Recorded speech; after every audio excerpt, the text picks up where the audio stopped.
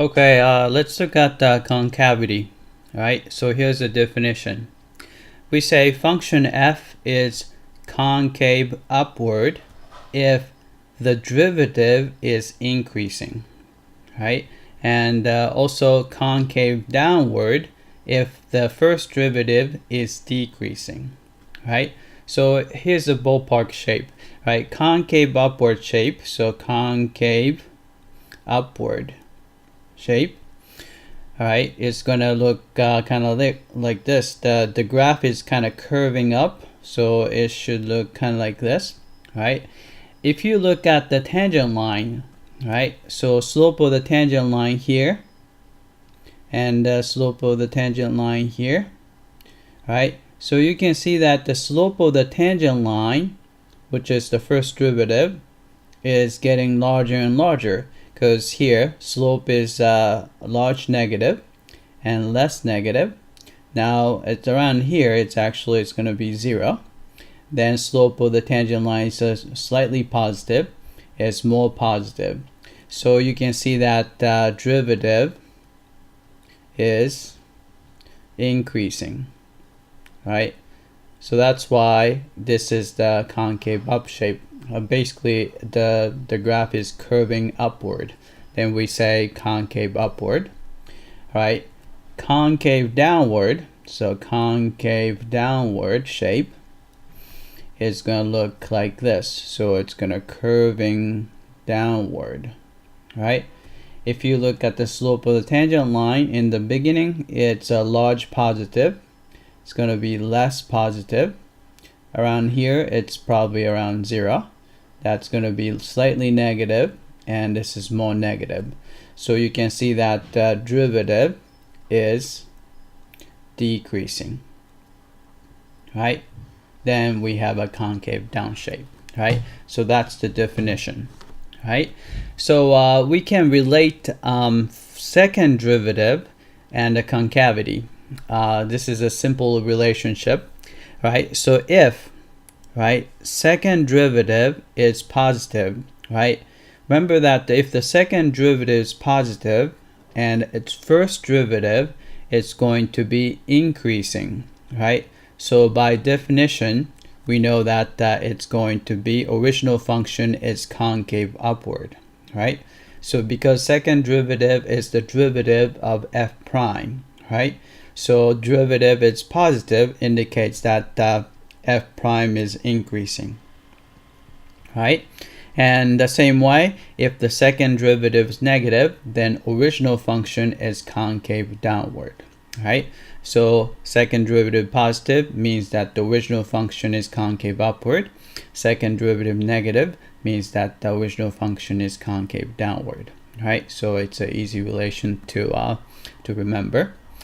All right, so let's look at the inflection points, right? Inflection point is just simply a point on the graph as where its concavity changes. So here's an example.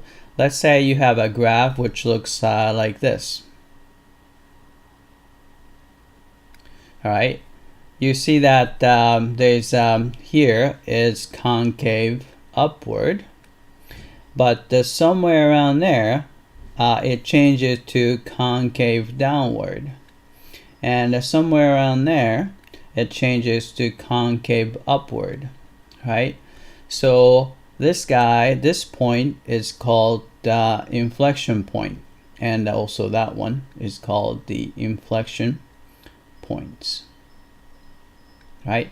So whenever it changes a concavity, then that point is called the inflection points. All right, so let's look at a concrete example. All right, so let's discuss the concavity of this function, and also if we can find the inflection point, let's find the inflection point. All right, so f of x is equal to x cubed minus 6x squared plus 9x plus 1. All right, so we're gonna have to take two derivatives. So first derivative is going to be, so this is just a power rule. So put 3 in front, you have x, and subtract 1 from the power, so it's 2. Right, put 2 in front, so that's going to be negative 12, and x, right? And derivative of 9x would be 9, right? Derivative of 1 is 0 since it is a constant, right? So take another derivative. So we put double prime to indicate that we are taking two derivatives, right? Derivative of 3x squared would be 3 times 2, 6x, right? Derivative of negative 12x is negative 12. And the derivative of 9 is 0, right? So we're going to set the second derivative equal to 0. So set that equal to 0. Actually, I'm going to go ahead and factor out 6, right? So you have x minus, if you factor 6 from negative 12, so it's negative 2, right? Then set that equal to 0, right? So this will give us, so this is going to give us x equals 2, right? So what we do is draw a number line. So draw a number line, just like increasing, decreasing behavior analysis, right? Then we're going to put a tick mark for x equals 2, right? So this is where second derivative is going to be 0, right? Then we are looking at the sign of the second derivative, right? So like before, we can try any number less than 2. So I'm going to try 0. So f prime of 0. So if you plug in 0 in here, 0 minus 2 is negative, times positive is negative. So this guy is negative here, right? So we can indicate the sign here is negative. Right, we can try anything bigger than 2, so I'll try 3. So f double prime of 3. So if you plug in 3, 3 minus 2 is positive, 6 is positive, so definitely this is positive. So you have a positive here. All right, so now we know that there's a concavity change, because here, since the second derivative is negative, which means that it's concave downward here, so it's concave downward on this interval, right? So second derivative positive, so it's to be a concave upward on this interval, right? So you can see that here at this point, you can see that there's a concavity change, so we know that there's going to be an inflection point there, right?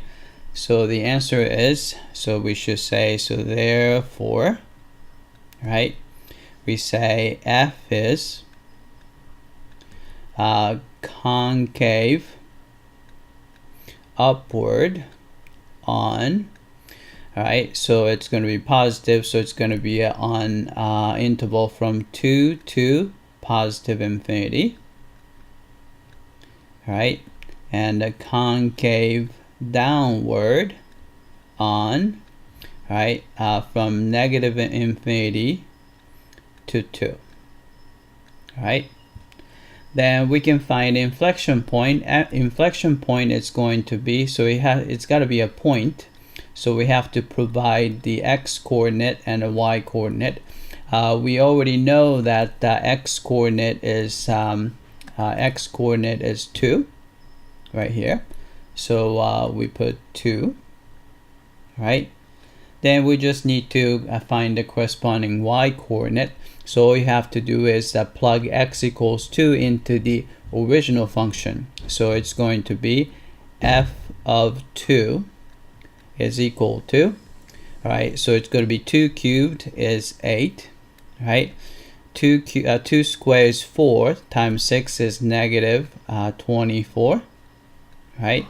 2 times 9 is 18, and then you have a plus 1, right? So 8 plus 18 would be 26, minus 24 is 2, plus 1, so this is equal to 3, right? So inflection point is 2, 3, right?